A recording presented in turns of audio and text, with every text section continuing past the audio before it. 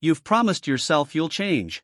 Maybe it was the start of a new year, or after another late night of scrolling and regret. You said, tomorrow will be different. But when tomorrow came, nothing really changed. You're not lazy. You're not broken. You're just running on a system designed to keep you exactly where you are.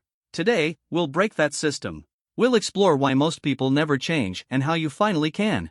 The illusion of change. Every time you decide to change, your brain rewards you with a small burst of dopamine.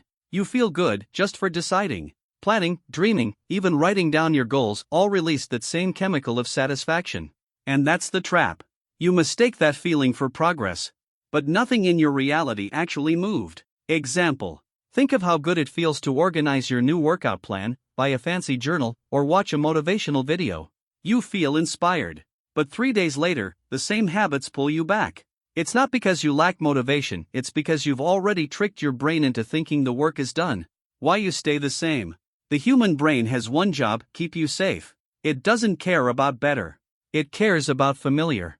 When you start changing, even positively, your brain panics. It senses danger, uncertainty, risk. So it pulls you back to comfort. Example.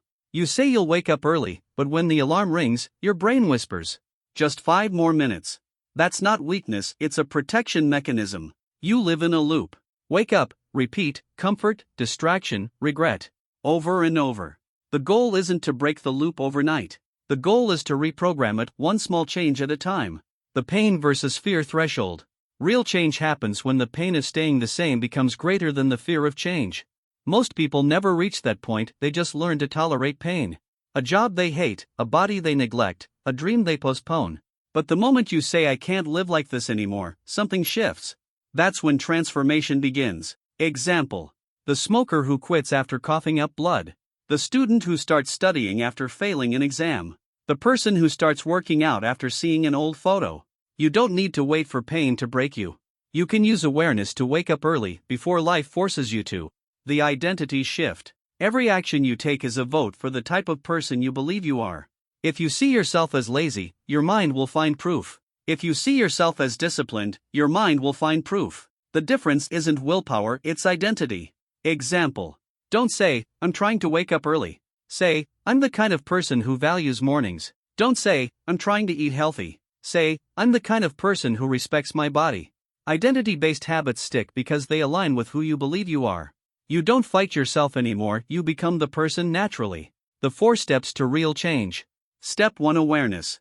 Write down one habit you want to change. Then answer 3 questions. 1. What triggers it? 2. What action follows? 3. What reward do I get? Example. Habit: scrolling at midnight. Trigger: boredom or loneliness. Reward: temporary distraction. You can't change what you don't understand. Awareness is step 1. Step 2: Micro behaviors.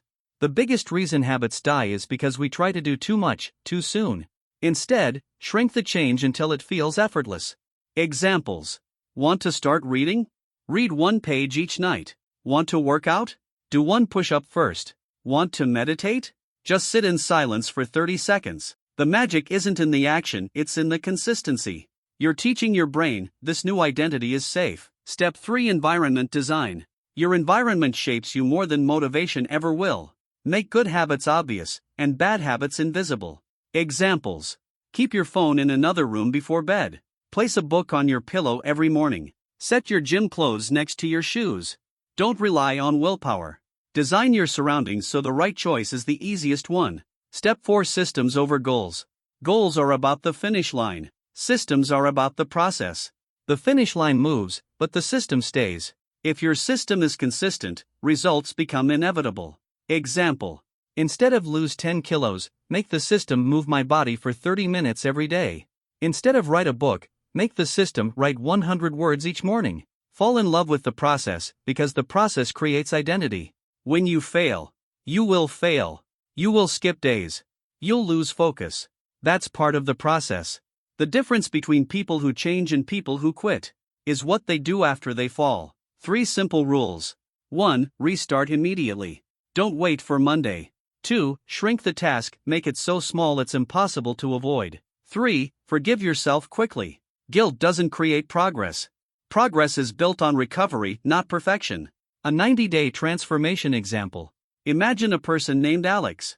For years, he procrastinated, stayed up late, felt stuck. One day, he decided to apply these 4 steps. Week 1. He didn't try to change everything, he only started waking up 10 minutes earlier.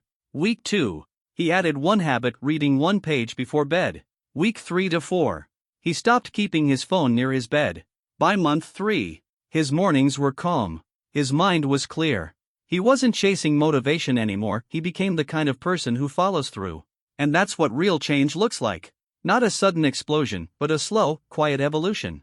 Identity script and 24-hour challenge. Say these lines to yourself every morning for 24 hours. Repeat after me. I am someone who finishes what I start. I am someone who respects my time. I am someone who acts, not just plans. I am someone who chooses growth, even when it's uncomfortable. For the next 24 hours, live as if these lines are true. Because when you act like the person you want to become, your brain starts believing it. You'll never change overnight.